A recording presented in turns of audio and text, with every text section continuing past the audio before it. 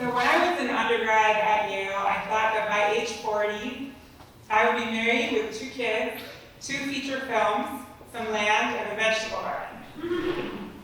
By the summer of 2016, when this story starts, I was behind schedule, but still trying to follow that script.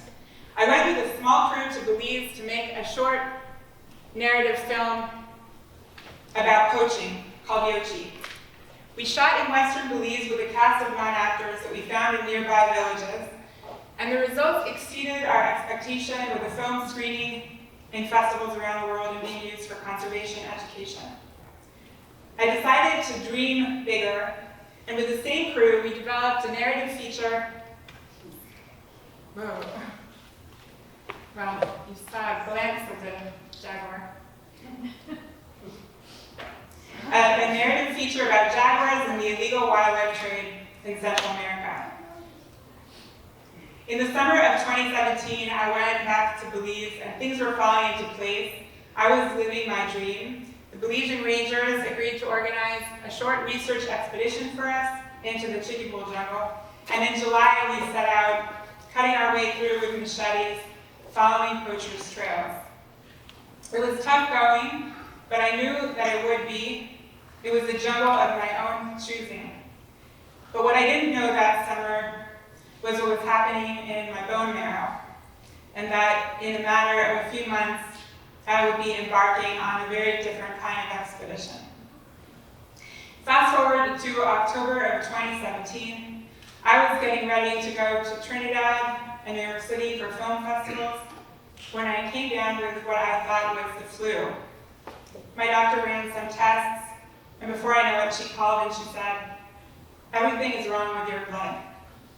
And I was diagnosed with APL leukemia. Without treatment, I had a life expectancy of maybe 1 or 2 weeks. I had to go straight to the hospital. From one minute to the next, my life changed, but my mind rebelled. I told my oncologist, "I can't have leukemia. I'm going to Trinidad. It's already been paid for." And he said, "You can't go to Trinidad. You need blood transfusions round the clock and arsenic." It turns out I would need 150 days of arsenic infusions over 35 weeks. My treatment began, and I started to feel radioactive, like I was turning into a nuclear bomb. But the worst part was that I was still clinging to the old story. I was supposed to be directing from a helicopter as rangers rappelled down into the river below, not fighting a life-threatening illness. It was as though the universe got the script wrong. These thoughts were heavy, and I could hardly breathe under the weight of them. I realized soon after that these thoughts, in fact, might kill me, because I looked at my labs and I saw that my white blood cells were dying, and I might hemorrhage at any minute. I needed to find a way to help my blood cells out if I wanted to live. The good thing about being a storyteller is that I understand the power of story. I understood that I was on a different kind of expedition, and there was no way out but through, and my choice of narrative might make all the difference. My choice of narrative might determine whether the arsenic and the illness would poison my heart or crack it open.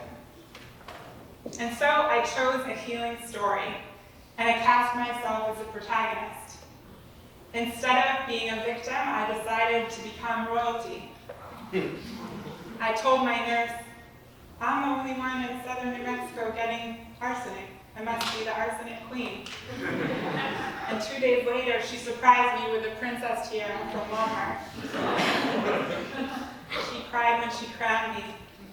I started to see leukemia as the biggest opportunity that I had been given for transformation, for renegotiating my relationship with fear, because there was no way around it. There was no way around the fear of waiting in doctor's offices for the results of blood tests, not knowing. There should be a special word for that kind of waiting. And as it turned out, there was no way around the excruciating vulnerability of losing my hair. But I never imagined the freedom that I would find when I buzzed it off. Something to do with finally allowing myself to be seen, not as a projected image, but just as I was in that moment, vulnerable, resilient, alive. The last rounds of arsenic were tough, and by the end it was hard for me to walk around the block. And even the insides of my eyelids burned. But the best news came on the 10th of July, when the results of my PCR test came back negative for leukemia. Nice. I was officially in remission. I was officially Arsenic Queen Emeritus.